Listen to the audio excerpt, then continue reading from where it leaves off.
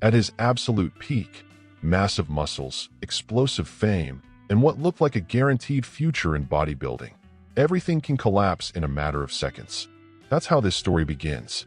A young, dominant athlete, seen as the next big star of the sport, vanishes just as fast as he rose. From the very first moments, it's clear this isn't just another video about heavy training, extreme dieting, or stage performance. This is a story about human limits being pushed too far, risky decisions made in the name of physical perfection, and consequences no one likes to face. And before we go any further, here's the invitation. Get your mind ready and leave behind any shallow ideas you might have about the sport. Because the journey of Dallas McCarver isn't just the story of an athlete. It's a powerful warning. And what you're about to hear may permanently change the way you see modern bodybuilding. Before being known as a monster on the bodybuilding stage, Dallas McCarver was just a kid from Memphis, Tennessee, full of energy and chasing a very common dream for someone built like him, standing out in American football. From an early age, his size grabbed attention. He was big, strong, and looked tailor-made for high-impact sports. At that point in his life, the gym wasn't the final goal, it was just a tool. Weight training became part of Dallas's routine as support work, a way to get stronger, faster, and more dominant on the field. Lifting weights wasn't glamorous back then.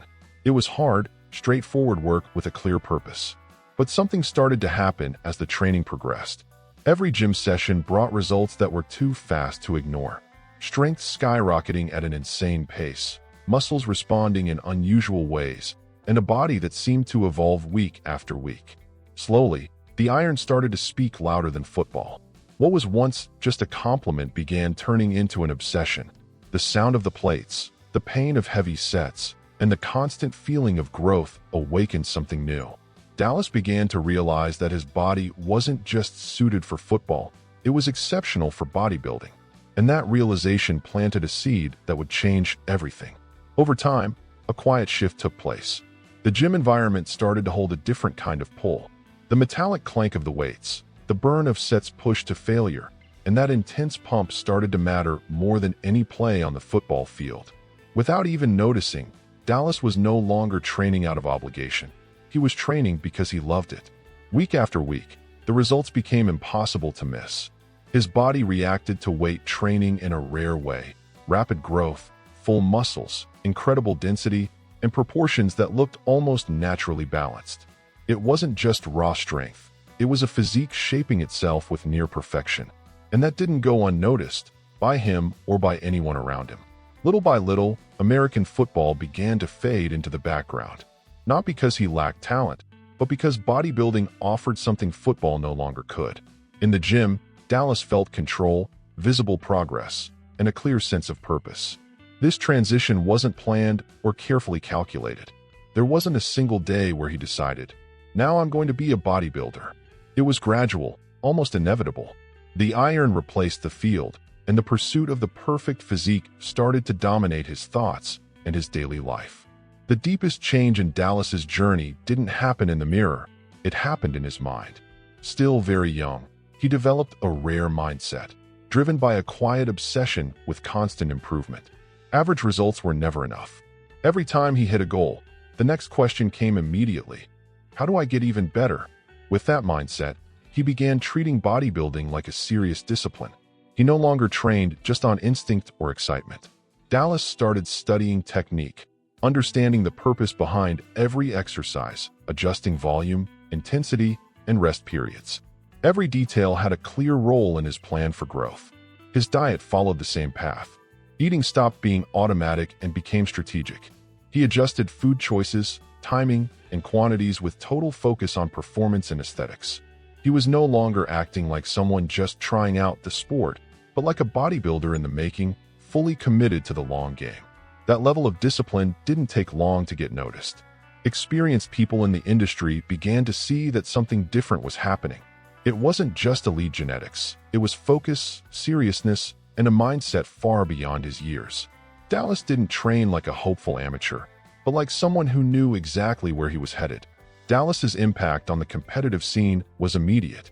In 2011, he stepped on stage for the first time in amateur competitions and made it clear right away that he wasn't just another hyped rookie.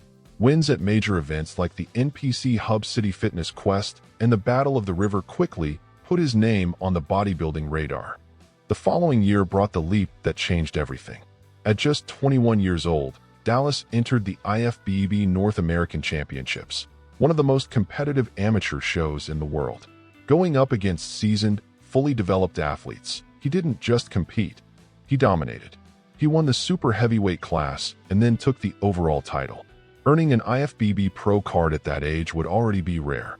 But what truly shocked judges, fans, and sponsors was the physique he brought to the stage. Over 130 kilograms, around 290 pounds, paired with a tight waist and a V-taper usually seen on much lighter athletes. It was monstrous size with aesthetics, something extremely uncommon.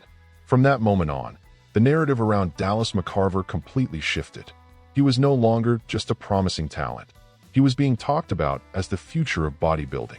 His consolidation as a pro happened fast and in a big way. In 2015, in his very first professional appearance, he won the California State Pro. It wasn't just a win, it was a statement. Dallas proved he was ready to go toe-to-toe with already established names on the circuit. That same year, he stepped onto the biggest stage in bodybuilding, the Mr. Olympia. For a rookie, the pressure is massive, but Dallas didn't back down. He finished in 13th place, an extremely respectable result for someone competing on that stage for the first time, especially at such a young age. In 2016, his progress was even more obvious. Dallas returned to the Olympia bigger, denser, and more refined. The result followed naturally. 8th place at the most competitive event in the world. A huge jump that confirmed what many were already saying. He wasn't there just to participate. He was there to chase the top. During this period, the nickname Big Country came to mean more than just size. It represented a massive physique combined with rare aesthetics for someone at that body weight, along with a charisma that connected easily with fans. Dallas stood out not only on stage, but off it as well. And with that, his brand grew fast. Followers multiplied, sponsors came calling, and expectations skyrocketed. Behind every win and every visible improvement on stage was an extreme training routine. Dallas McCarver followed a brutally heavy split, almost unforgiving, with days dedicated exclusively to legs, chest, arms, and back, plus double sessions combining shoulders, traps, and arms again. There was no room for light workouts or improvisation. Intensity was the rule. Every session was treated like it mattered, with heavy loads, high volume, and total focus on execution. Dallas didn't train just to feel the muscle. He trained to build something specific. Rep after rep, the goal was to squeeze out the maximum stimulus possible, always pushing his body slightly beyond its comfort zone. Even at an insane body weight, he still added cardio several times a week. Treadmill, elliptical, step machine, or outdoor running. The method could change, but the purpose was clear: keep body fat under control and preserve aesthetics. For someone that big, that level of discipline was far from normal. Technical details became almost an obsession. Full range of motion, total control of the movement, and zero tolerance for sloppy reps. Dallas made sure every exercise was performed with clear intent, adjusting grips, angles, and tempo to hit exactly the muscle he was targeting. For Dallas, aesthetics weren't a detail, they were the top priority. A tight waist and an aggressive V-taper guided almost every decision he made in the gym. Every choice had a clear goal: create instant visual impact on stage, the kind of physique that grabs attention in the very first second, even before the first full pose. Back training started strategically. Pull-ups were always the opener, not by chance, but to open up the shoulder girdle, properly activate the lats, and prepare the body for the rest of the session. The idea was to build width from the start, making sure the entire workout worked in favor of that V shape. On pulling movements, the priority was constant tension on the muscle. Dallas preferred variations that allowed for a deep stretch and total control. No fast, jerky reps. Every inch of the movement was designed to carve width, density, and depth without sacrificing aesthetics. When it came to shoulders, attention to detail reached an extreme level. Lateral and front raises were done with subtle adjustments in grip and rotation, all to hit the exact area he was targeting. Even in the off-season, weighing over 127 kilograms, about 280 pounds, One thing always stood out: his small waist. For someone that big, it was incredibly rare. And the secret wasn't just brutal training, but a diet calculated down to the smallest details, supported by a fast metabolism and very deliberate nutritional choices. Dallas was eating between 5,000 and 5,500 calories a day, numbers that would sound outrageous to most people. The difference was quality. His meals were clean, structured, and predictable, built around lean proteins and high-quality carbs. Nothing was random. Nothing was done without a purpose. Over time, he learned a lesson many athletes take years to understand. Eating more doesn't automatically mean growing more. Before getting proper guidance, Dallas believed massive portions were the answer. Later, by reducing portion sizes and improving food selection, he realized his physique kept progressing, and in some ways, actually improved. That shift marked a major evolution in his mindset. Food stopped being a battle against his own stomach and became a strategic tool. Smaller, well-timed meals focused on digestion and efficiency took over his daily routine. But Dallas's story was far from heading toward a happy ending. In 2017, at the absolute peak of his career, the first major public shock happened. During his presentation at the Arnold Classic Australia, in front of thousands of people and rolling cameras, Dallas McCarver suddenly collapsed on stage. The scene was terrifying. A massive, young, seemingly indestructible athlete nearly hit the floor, leaving the crowd in stunned silence and the bodybuilding world in shock. He was rushed to the hospital, and the official diagnosis was severe bronchitis, an inflammation that seriously compromised his breathing. Doctors were blunt and left no room for interpretation. He needed to stop, figure out what was going on, and above all, rest. This wasn't minor, and it wasn't normal for an athlete at that level. That moment should have been a turning point, a clear warning that something was wrong, a sign that his body had reached its limit.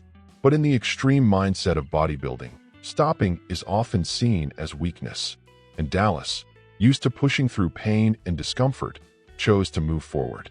Against all medical advice, he returned quickly to heavy training, as if nothing had happened. The collapse was treated like just another obstacle on the road, something to ignore in the name of progress. The focus stayed the same: grow, improve, don't waste time. After the onstage collapse, the signs became impossible to ignore. Constant coughing, shortness of breath, and a clear feeling that something wasn't right became part of everyday life. His body was sending repeated warnings, louder and louder, as if begging for an urgent pause. Still, nothing truly changed. Dallas kept the exact same pace. Heavy training, strict dieting, and plans for future competitions continued as if the episode in Australia had never happened. The logic was simple and dangerous. As long as he could train, there was no reason to stop. The problem is, the body doesn't always fail gradually. What should have been a moment of deep reflection, a true wake-up call, became just another warning ignored. And that would come at a heavy cost.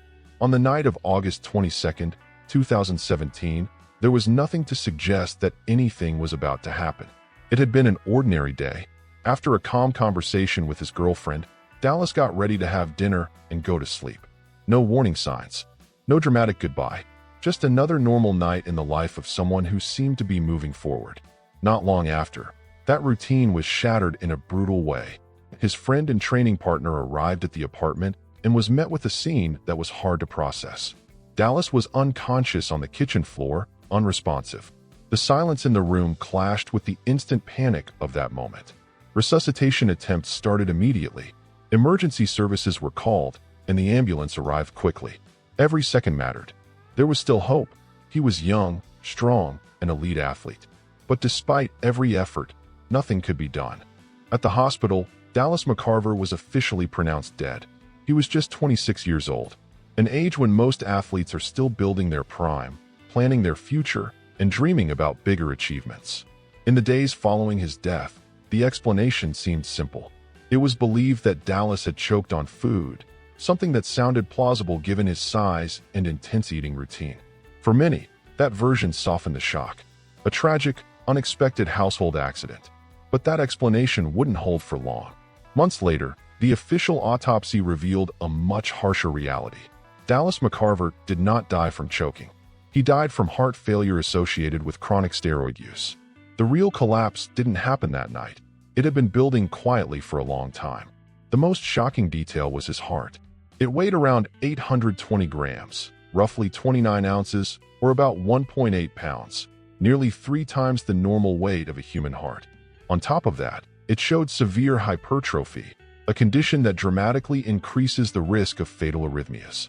It was a strong muscle, but electrically unstable, ticking like a time bomb inside his chest. And the damage didn't stop there. His liver, kidneys, and lungs were also compromised. The kidneys showed clear signs of hardening, and the lungs had abnormalities that explained the constant coughing and shortness of breath that had been ignored months earlier. His entire body was under strain, even as the exterior looked more impressive than ever. The toxicology report confirmed extremely high levels of anabolic steroids, along with the use of growth hormone, GH, and insulin. Substances that, when combined, amplify abnormal organ growth and place massive stress on the cardiovascular system. The truth was brutal and impossible to ignore. The physique that amazed the world was hiding a body in total collapse. The story of Dallas McCarver left a deep mark on bodybuilding. He represented that rare combination every sport looks for: elite genetics, extreme discipline, and a winning mindset from a very young age. To many, he was living proof that hard work could take someone from anonymity to the top in record time. His journey inspired an entire generation of athletes and fans. Young, charismatic, and built like no one else, Dallas looked like the future of the sport. People didn't see just a competitor. They saw a symbol of absolute dedication. Someone who did everything the right way, at least by the standards of modern bodybuilding. But over time, his story took on a different meaning. The same path that led him to stardom came to symbolize the dangers of pushing beyond limits without listening to the body. The dream of becoming the best demanded a price that was simply too high, exposing the darkest side of the pursuit of physical perfection. On the outside, what people saw was a sculpted, jaw-dropping physique worthy of the biggest stages in the world. On the inside, the body was breaking down. Overloaded organs, ignored warning signs, and silent damage that never showed up in photos, videos, or stage poses. We reach the end of this story with a question that isn't easy to answer. How far is it really worth going for the perfect physique? The journey of Dallas McCarver forces us to face that question head-on, without filters, without romanticizing, and without easy answers. What started as a legitimate dream of greatness ended up becoming a harsh warning for everyone who lives or admires bodybuilding. This isn't just a tragic biography, but a mirror reflecting choices, excesses, and a culture that often normalizes pushing past dangerous limits in the name of physical progress. The line between dedication and self-destruction is much thinner than it seems. In a sport where more is always better, stopping can feel like weakness. But Dallas's story shows that ignoring your own body can come at an irreversible cost. No trophy, no title, and no public approval is worth more than your life. This message isn't just for professional athletes. It's for coaches, fans, beginners, and anyone who trains with passion. A dream physique might look impressive on the outside, but what truly matters is what's happening on the inside, and that almost never shows up on social media. Now I want to hear from you. What part of this story hit you the hardest? Had you ever really stopped to think about these limits? Leave a comment, share this video with someone who loves the sport, and keep following the channel. Here, the idea is simple: to tell real stories, without filters, so we can learn together. And never forget, your health always comes first.